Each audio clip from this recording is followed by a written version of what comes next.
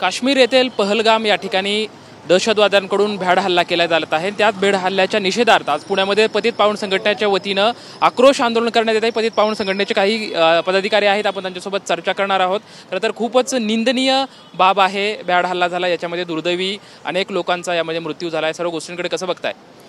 काल काश्मीरमध्ये काही अतिरेक्यांनी लष्कर ए तोयबाशी संबंधित द रेजिस्टन्स फ्रंट या संघटनेच्या अतिरेक्यांनी जो भ्याड हल्ला पर्यटकांवर केला व जात व धर्म विचारून त्यांना गोळ्या घातल्या, त्या हल्ल्याचा पतित पावन संघटना पुणे शहर तीव्र शब्दात जाहीर निषेध करत आहे। व या हल्ल्याचे निवेदन पंतप्रधान नरेंद्र मोदी व अमित शाह यांना सुद्धा देण्यात येणार आहे। या हल्ल्यास जशास तसं उत्तर देण्यात यावं अशी मागणी संघटनेच्या वतीनं करण्यात आलेली आहे। आज या ठिकाणी SP कॉलेज चौकात आम्ही जे निषेध आंदोलन केलं आहे, पाकिस्तानचा झेंडा सुद्धा आम्ही जाळला आहे व शहीद झालेल्या सगळ्या मृतात्म्यांना संघटनेच्या वतीने संवेदना त्यांच्या कुटुंबाप्रती व्यक्त करण्यात आली व त्यांना भावपूर्ण श्रद्धांजली अर्पण करण्यात आली आहे। हल्लेखोरांनी हल्ला करत असताना व्यक्तींना धर्म विचारला आणि त्याच्यानंतर गोळीबार केला। त्याच घटनेचा त्यांनी मुसलमानांना सोडले। या सगळ्या गोष्टीला पाकिस्तानची फूस आहे हे सगळ्या जगाला माहिती आहे। पाकिस्तानवर जशास तसं उत्तर देशाने द्यावं मोदी साहेबांनी, त्याची मागणी आम्ही करत आहोत। आणखी काही आंदोलनकर्ते आहेत। खरं तर खूप निंदनीय बाब आहे, हे हल्ला झालेला आहे। पतित पावन संघटनेची काय म्हणजे खरं तर प्रशासनाकडे मागणी आहे किंवा काय हे करणं आहे?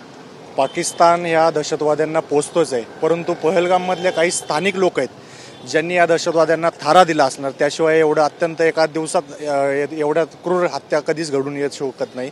आणि ज्या प्रकारे धर्म विचारून हत्या करण्यात आलेली, अशा प्रकारे जर काही लोक म्हणतात की दहशतवादाला धर्म नसतो, परंतु या दहशतवाद्यांच्या निघणाऱ्या बंदुकीतल्या गोळीला हा धर्म असतो आणि तो इस्लामिक राष्ट्रामधलाच धर्म आहे। हा दुसरा तिसरा कुठला धर्म नाही, हा इस्लामिक राष्ट्रवाला धर्म आहे।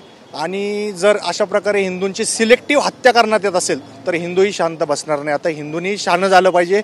ह्या ज्या धर्म समभावाच्या ज्या पुंगळ्या आपण जे झापडं आपण लावले डोळ्याला, ती काढली गेली पाहिजेत या घटनेनंतर, मला असं वाटतं। आणि जे मृत पावलेले आहेत त्यांच्याप्रती संवेदना आज या ठिकाणी पतित पावनांनी व्यक्त केलेल्या आहेत। आणि अशा प्रकारच्या घटना पुन्हा होऊ नयेत म्हणून भारत सरकारने कठोरातली कठोर कारवाई केली पाहिजे। भिकेला लागलेला पाकिस्तानला अक्कल ही घडलीच पाहिजे, त्याशिवाय ते ताळावर येणार नाहीत। या खरं तर हल्ल्याच्या निषेधार्थ तुम्ही पतित पावन संघटनेच्या वतीनं सरकारला काय निवेदन दिलंय का? निवेदन आता आम्ही पाठवणार आहे। जे काय घडले त्याला जशास तसं उत्तर भारत सरकारकडनं गेलं पाहिजे। ह्याच्यामध्ये सगळे भारतीय मोदी साहेबांच्या मागं खंबीरपणे उभे राहणार आहेत आणि जशास तसं उत्तर दिल्याशिवाय आम्हालाही झोप लागणार नाही।